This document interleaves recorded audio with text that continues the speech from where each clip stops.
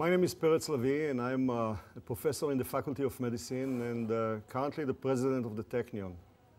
I'm also an entrepreneur in the field of medical devices, particularly in the field of sleep medicine. I started and built up 4 companies, 2 service companies and 2 medical devices. Israel is a startup nation.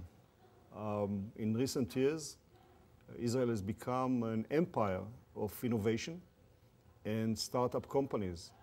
And I'm often asked the question, what makes us, Israelis, so successful in this field of innovation, startup companies, and building new technologies?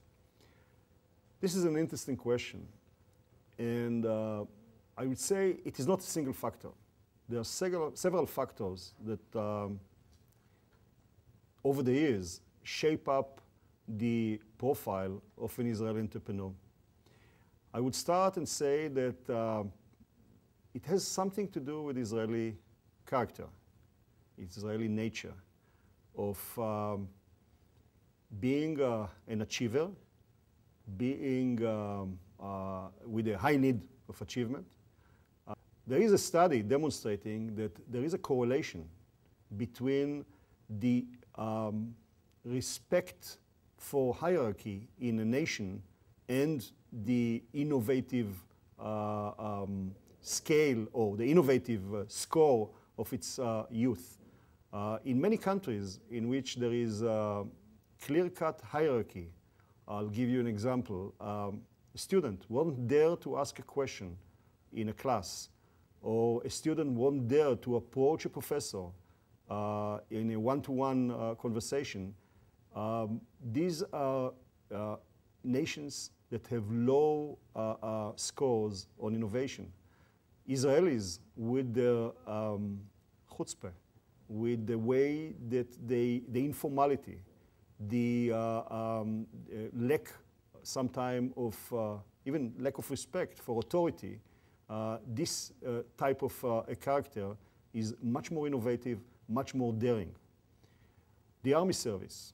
The Army service, in many ways, build up a character in which a young man at the age of 18 or 19 find himself responsible for equipment that may cost millions of dollars. When such a person start up a company or try to start up a company, he's not afraid from big numbers, from taking risks, from taking decisions that sometimes are dwarfed compared to the decisions that he took when he was in the Army service. So sometimes people attribute the innovative ideas to the Israeli character and sometimes to the military service. But I believe that the quality of education is a major, major factor. I think that the Technion, with its reputation and its quality of teaching, is responsible for many of the startup companies.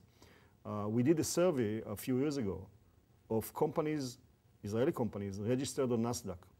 And we found out that in 70% of them, one of the 3 top positions, CEO, CFO, or COO, there is a Technion person, a graduate of the Technion. By the way, many of them were graduates of the Faculty of Electrical Engineering. So the Technion, I would say, is the backbone of the Israeli high-tech sector. The question is how we keep it this way. I think that we, and I say it very carefully, we may find ourselves building more and more companies that are based on incremental technologies, on incremental innovations. We need a paradigm shift. And I'll give an example. During the late 60s, the Microelectronic Institute in the Technion opened the way for the entire high-tech sector.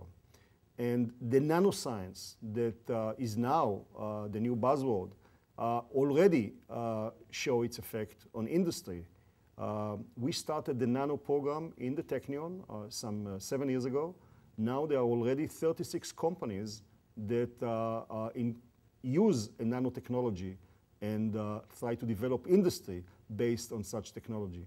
We need new ideas. We need basic research. I believe that the key to future industries is basic research. And here we need much more support for basic research.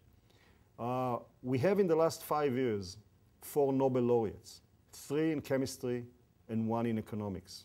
And everybody browse about it, that the number of Nobel laureates in Israel in the last 5 years, if you normalize it to the population, is second to none. I would do something else. I would normalize the number of laureates to the amount of money invested in basic research in Israel. Here, this is a singular case. I don't think there is any nation in the world that invests so little in basic research and had 4 Nobel laureates in 5 years. The entire budget of the Israeli Science Foundation, ISF, is $83 million. This is the budget of a very small university in the US and is nothing compared to our rivals in Europe. And here we must convince the government that the key to the future of the Israeli high-tech sector and new industries is investment in basic research. And this is a must. The Technion, and I say it with a great sense of pride, is an excellent institute. It is an excellent institute because it set a very high threshold, both for the students and for the faculty. And we do not compromise. We do not compromise on quality, and we maintain quality for many, many years. I just met some of the young faculty that joined the Technion just in recent years. The quality of this faculty is simply outstanding, outstanding.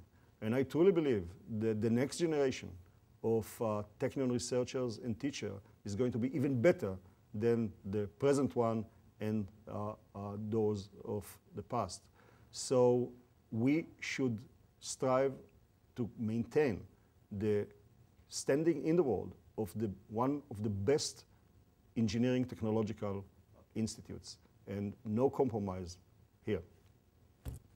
I just completed a lecture in Professor Danny Shechtman course on, in which he tried to provide students with some experience of people who tested or were infected with the bug of entrepreneurship.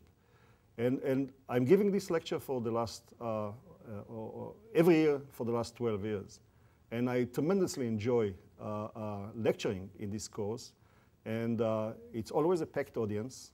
And looking at the students, at the shining eyes, at the very attentive faces in which they almost swallow every word they say, and then listening to the questions, you see the future of Israeli startups, companies, high-tech, people who are, I hope, coming out of such a lecture with a better knowledge.